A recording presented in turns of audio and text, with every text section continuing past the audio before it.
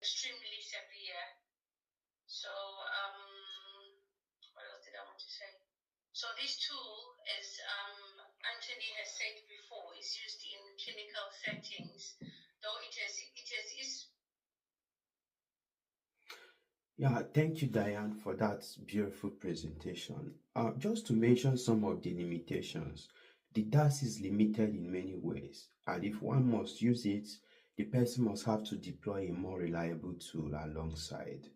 Um, while filling the form, I might decide to be a little soft on myself because I've taken a bottle of whiskey and I'm elated at the moment. And then tick one, when in actual sense, if it were someone else that did the assessment, could have ticked two.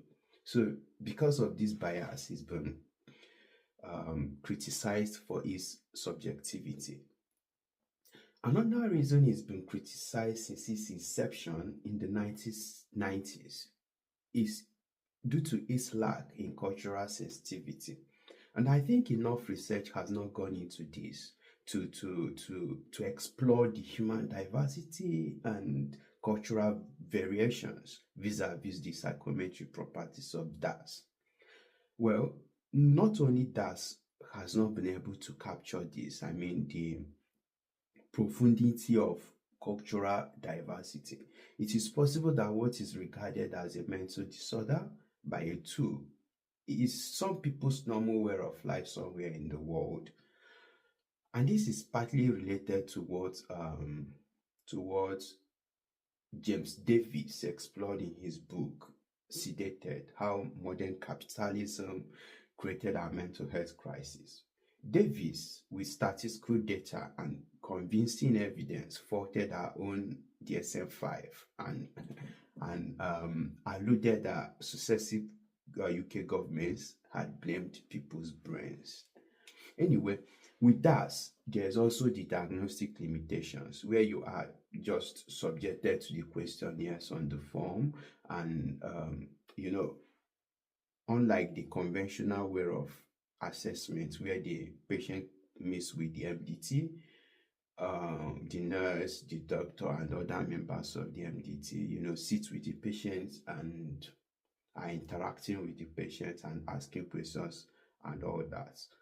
With the DAS, you only ask questions in the form.